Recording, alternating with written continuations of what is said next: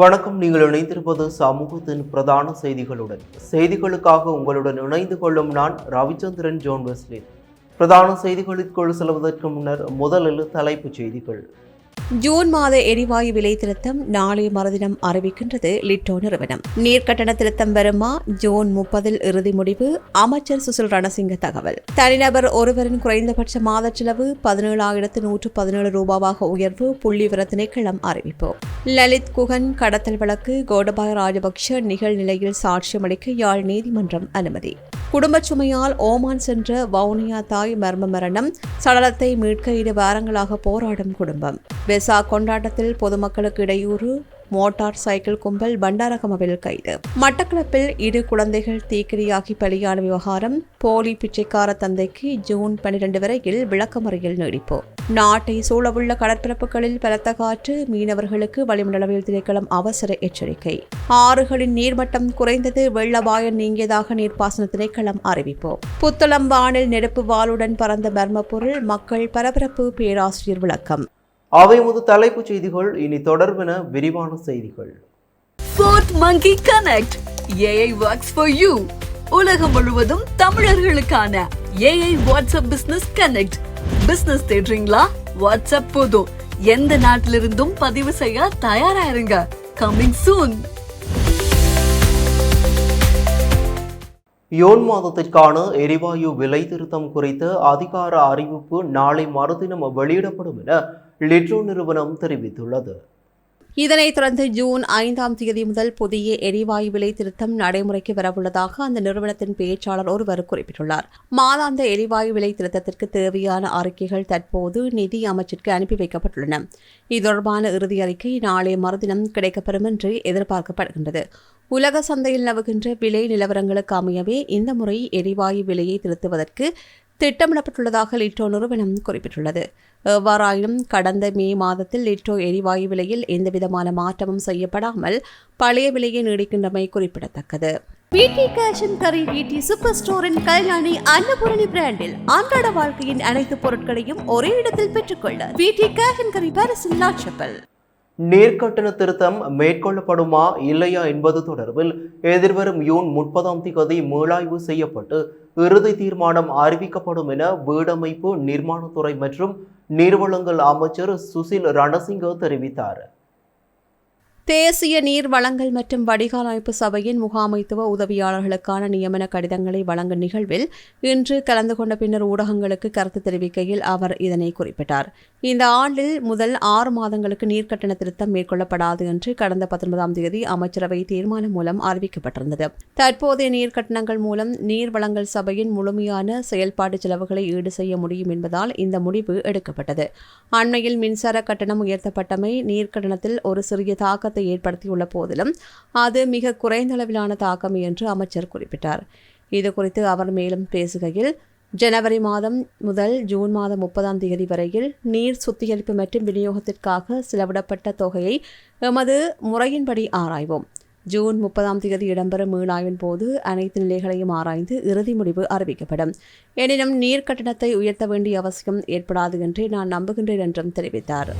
அடிப்படை தேவைகளை பூர்த்தி செய்வதற்கு தனிநபர் ஒருவருக்கு மாதத்திற்கு தேவையான குறைந்தபட்ச செலவு 17,117 ரூபாவாக அதிகரித்துள்ளதாக தொகை மதிப்பு மற்றும் புள்ளி விபர திணைக்களம் தெரிவித்துள்ளது. அந்த நிறுவனத்தின் ஏப்ரல் மாதத்திற்காக வெளியிட்டுள்ள அதிகாரப்பூர்வ வறுமை கோட்டின் தரவுகளின்படி மார்ச் மாதத்துடன் ஒப்பிடுகையில் வறுமை கோட்டின் பெறுமதி 427 ரூபாவினால் அதிகரித்துள்ளது. மார்ச் மாதத்தில் இதன் பெறுமதி 16,690 ரூபாவாக பதிவாகியிருந்தமை குறிப்பிடத்தக்கது. ஏப்ரல் மாதத்திற்கான அதிகாரப்பூர்வ வறுமை கோட்டின்படி மாவட்ட ரீதியாக அதிகபட்ச செலவு 18,461 ரூபாவாகும். குறைந்தபட்ச செலவு 16,367 ரூபாவாகும். அடிப்படை தேவைகளை பூர்த்தி செய்வதற்காக தனிநபர் ஒருவருக்கு மாதம் ஒன்றிற்கு தேவைப்படுகின்ற குறைந்தபட்ச செலவை வைத்து இந்த வறுமை கோட்டின் பெறுமதி மதிப்பிடப்படுகின்றது. யாழ்ப்பாணத்தில் லலித் மற்றும் குகன் ஆகியோர் காணாமல் ஆக்கப்பட்ட சம்பவம் தொடர்பான வழக்கில் முன்னாள் பாதுகாப்பு செயலாளர் கோட்டபாய ராஜபக்ஷ நிகழ்நிலையூடாக தோன்றி சாட்சியம் அளிப்பதற்கு யாழ்ப்பாணம் நீதவான் நீதிமன்றம் அனுமதி வழங்கியுள்ளது. கடந்த 2011 டிசம்பர் 10 மனித உரிமைகள் தின போராட்டத்தை ஒழுங்கமைத்துக் கொண்டிருந்த லலித்குமார் வீரராஜ் மற்றும் குகன், முருகானந்தன் ஆகியோர் ஆவரங்கால் பகுதியில் வைத்து கடத்தப்பட்டனர். இது தொடர்பாக அவர்களது உறவினர்களால் 2012ஆம் ஆண்டு கொழும்பு மேன்முறையீட்டு நீதிமன்றத்தில் ஆட்கொணர்வு மனு தாக்கல் செய்யப்பட்டது. மேன்முறையீட்டு நீதிமன்ற உத்தரவின் பேரில் யாழ்ப்பாணம் நீதவான் நீதிமன்றில் இந்த வழக்கு விசாரணை இடம்பெற்று வருகின்றது. இந்த வழக்கின் சாட்சியாளர்கள் பட்டியலில் 2017ஆம் ஆண்டு கோடபாய ராஜபக்ஷவின் பெயர் சேர்க்கப்பட்டு அவரை நேரில் முன்னிலையாக்கி சாட்சியம் அளிக்குமாறு நீதிமன்றம் உத்தரவிட்டிருந்தது. எனினும் பாதுகாப்பு காரணங்களை காட்டி யாழ்ப்பாணம் வர முடியாது என்று அவர் தொடர்ந்தும் தெரிவித்து வந்த நிலையில் தனது சட்டத்திறனிகளூடாக நிகழ்நிலையில் சாட்சியம் அளிக்க அனுமதி கோரினார். இதற்கான பாதுகாப்பு அச்சுறுத்தல்கள் குறித்த சத்திய கடதாசியம் நீதிமன்றத்தில் சமர்ப்பிக்கப்பட்டது. இந்நிலையில் இந்த வழக்கு விசாரணைக்கு எடுத்துக் கொள்ளப்பட்ட போது கோடபாய ராஜபக்ஷவின் கோரிக்கையை ஏற்று அவர் நிகழ்நிலை ஊடாக தோன்றி சாட்சியம் அளிப்பதற்கான அனுமதியை நீதவான் நீதிமன்றம் இன்று வழங்கியுள்ளது.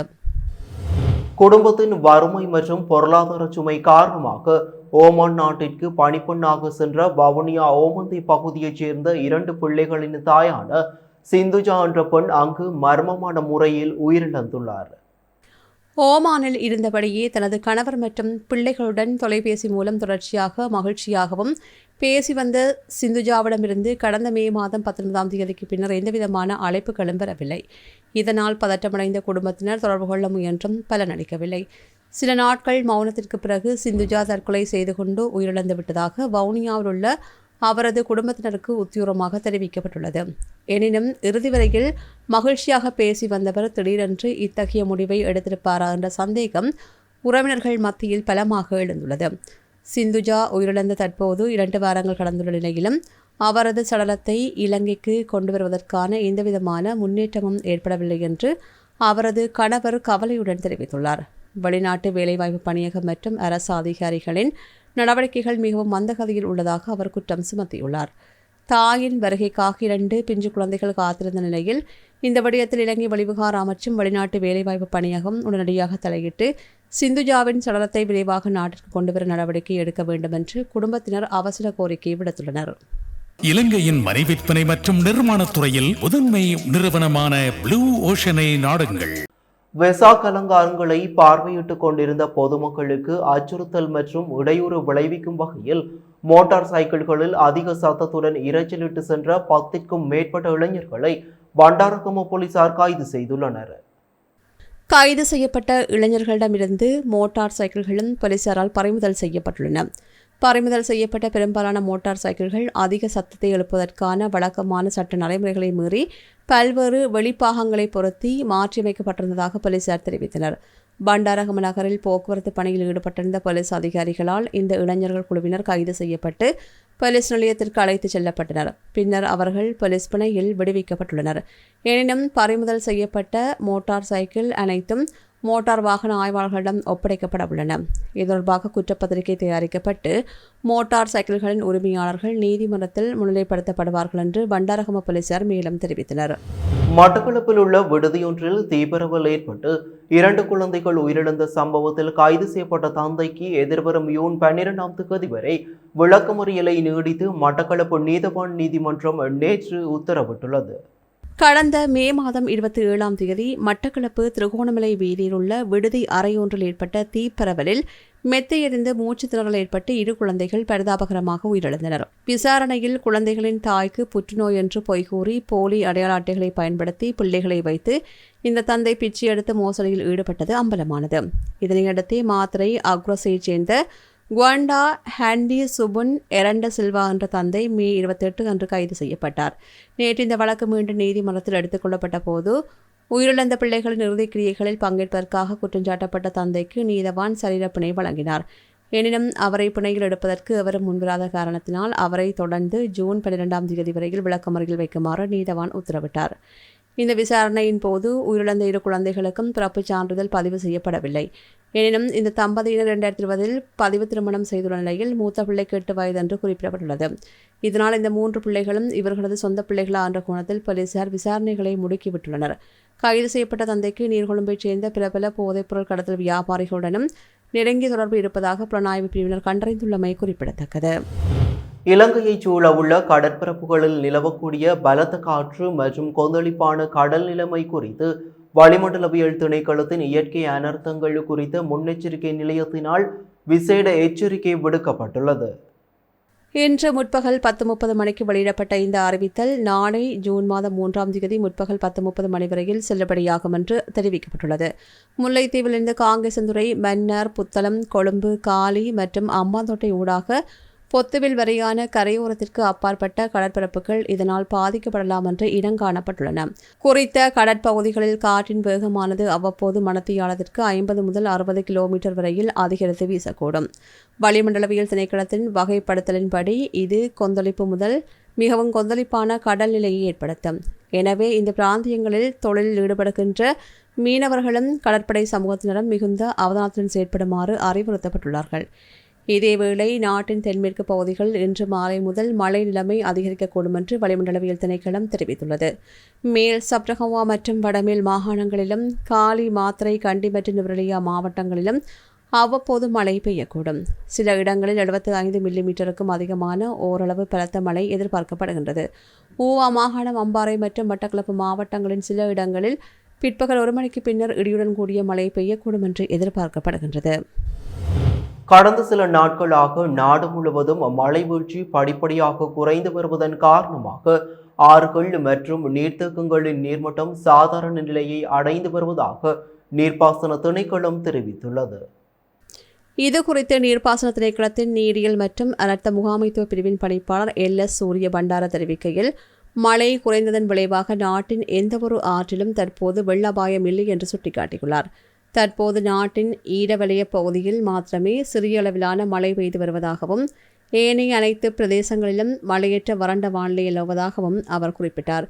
எதிர்வரும் நாட்களில் சாதாரணமான குறைந்த அளவிலான மழை வீழ்ச்சி எதிர்பார்க்கப்படுவதால் வெள்ளம் அல்லது தொடர்பான அச்சுறுத்தல்கள் ஏற்பட வாய்ப்பில்லை என்று கூறியுள்ள திணைக்களம், எனினும் எதிர்கால வானிலை மாற்றங்கள் குறித்து தொடர்ந்தும் அவதானத்துடன் கண்காணித்து வருவதாக தெரிவித்துள்ளது. புத்தளம் நகர வான்பரப்பில் தீப்பிழம்பிகளுடன் அதிவேகமாக பறந்து சென்ற விசித்திரமான மர்ம பொருள் ஒன்று அப்பகுதி மக்கள் மத்தியில் பெரும் அதிர்ச்சியையும் பரபரப்பையும் ஏற்படுத்தியுள்ளது. வானில் தோன்றிய இந்த அரிய காட்சியை நேரில் கண்ட பொதுமக்கள் தங்களது வீடுகளை விட்டு வெளியே ஓடி வந்ததுடன் சிலர் அதனை தங்களது கைபேசிகளில் புகைப்படம் எடுத்துள்ளார்கள்.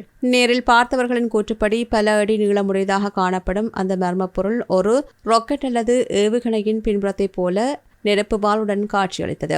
சாதாரண விமானங்களை விடவும் மிக அதிகமாக தரையிலிருந்து சுமார் 300 அடி உயரத்தில் பறந்த அந்த பொருள் இறுதியாக புத்தளங்கலப்பு வான பகுதிக்கு மேலே நகர்ந்து மறைந்துள்ளது. இந்த திடீர் நிகழ்வினால் ஏதேனும் ஆபத்து நேரலாம் என்று அச்சமடைந்த சிலர் பாதுகாப்பான இடங்களில் தஞ்சமடைந்தனர்.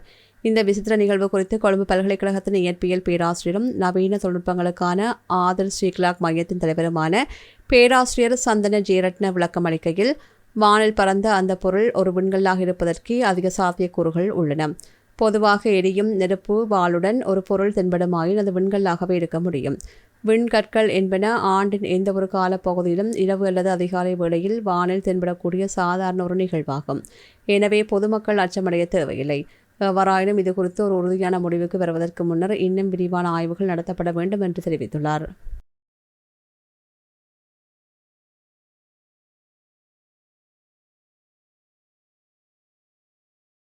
போக்குவரத்து விதிமுறைகளுக்காக CCTV காட்சிகளின் அடிப்படையில் அபராதம் விதிக்கப்பட்டுள்ளதாக கூறி வாகன சாரதிகளை இலக்காக கொண்டு ஒரு புதிய நிதி மோசடி அரங்கேறி வருவதாக டிஜிட்டல் பொருளாதார அமைச்சகம் கடுமையான எச்சரிக்கையை விடுத்துள்ளது. மோசடிக்காரர்கள் வெளிநாட்டு தொலைபேசி எண்களிலிருந்து குறுஞ்செய்திகள் மற்றும் வாட்ஸ்அப் மூலம் போலி செய்திகளை அனுப்பி வருகின்றார்கள். அதில் பயனர்களின் வாகன விதிமீறல் CCTVயில் பதிவாகியுள்ளதாக கூறி அபராதத்தை செலுத்துவதற்காக ஒரு போலி இணையதள இணைப்பை வழங்குகின்றார்கள். குறித்த இணையதளம் அரசாங்கத்தின் அதிகாரப்பூர்வ கௌபி சேவையைப் போலவே போலியாக வடிவமைக்கப்பட்டுள்ளது.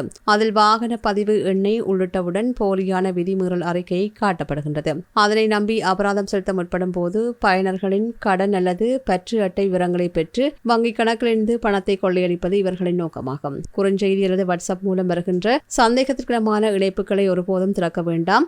அரசாங்க பண பரிவர்த்தனையின் போது gov.lk என்ற டொமைன் பின்னோட்டத்தை கொண்ட அதிகாரப்பூர்வ இணையதளங்களை மட்டும் பயன்படுத்த வேண்டும் என்று அறிவுறுத்தப்பட்டுள்ளது. இத்துடன் சமூகத்தின் பிரதான செய்திகள் நிறைவு பெறுகின்றன. தொடர்ந்தும் சமூகத்தின் செய்திகளோடு இணைந்திருங்கள். நன்றி, வணக்கம்.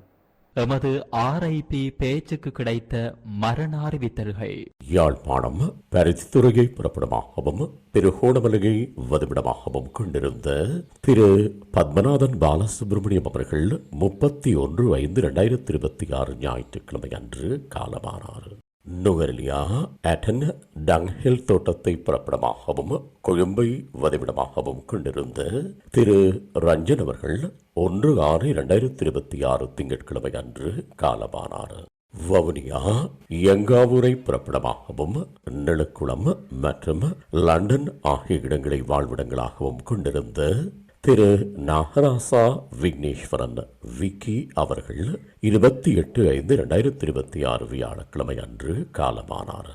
யாழ்ப்பாணம் அரியாலையை புறப்படமாகவும் லண்டனை வதிவிடமாகவும் கொண்டிருந்த திருமதி ஜெயலட்சுமி மயில்வாகனம் அவர்கள் 22/5/2026 வெள்ளிக்கிழமை அன்று லண்டனில் இறைவனடி சேர்ந்தார். மேலே அறிவிக்கப்பட்ட அனைத்து மரண அறிவித்தல் இறுதிக்கிரியை பற்றிய தகவல்களை அறிந்து கொள்ள ரிப்டாட் பேஜை பார்வையிடுங்கள். இதற்கான லிங்க் கீழிருக்கும் டிஸ்கிரிப்ஷனில் பார்வையிடலாம்.